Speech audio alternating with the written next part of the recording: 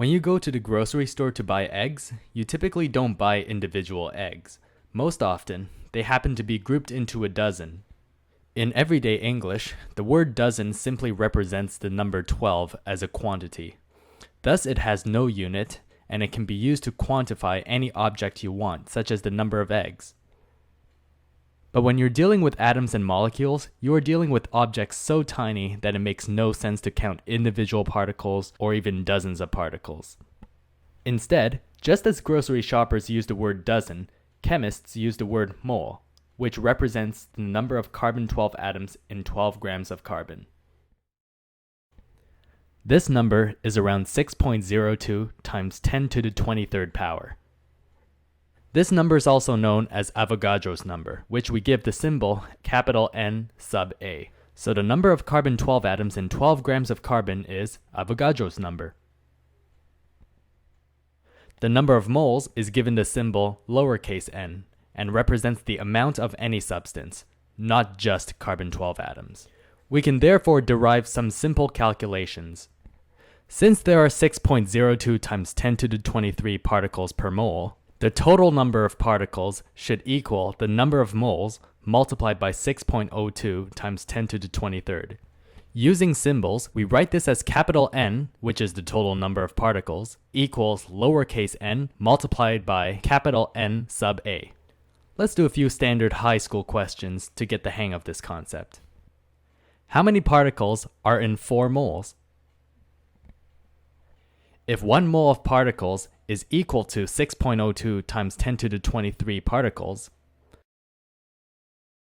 then 4 moles should be 4 times 6.02 times 10 to the 23, which gets us a product of 2.41 times 10 to the 24 particles in 4 moles.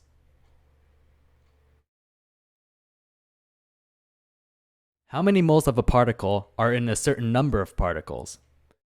For example, suppose we have a small container of water and we are told that it consists of 3.01 times 10 to the 25th power water molecules.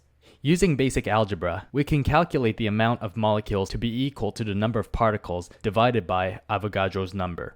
This gets us 3.01 times 10 to the 25th power water molecules divided by 6.02 times 10 to the 23rd power molecules per mole, which is 50 moles.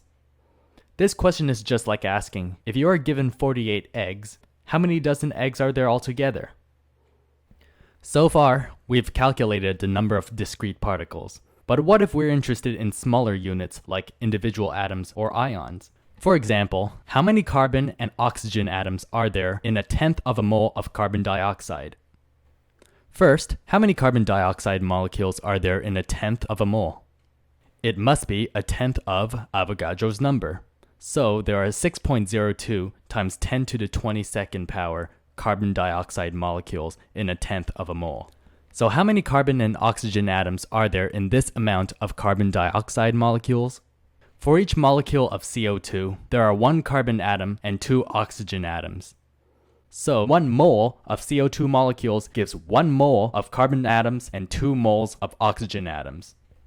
Given the atom-to-molecule ratio, there should be just as many carbon atoms as there are carbon dioxide molecules. The number of carbon atoms is 6.02 times 10 to the 22.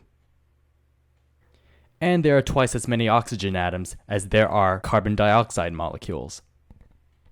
The number of oxygen atoms is 1.2 times 10 to the 23.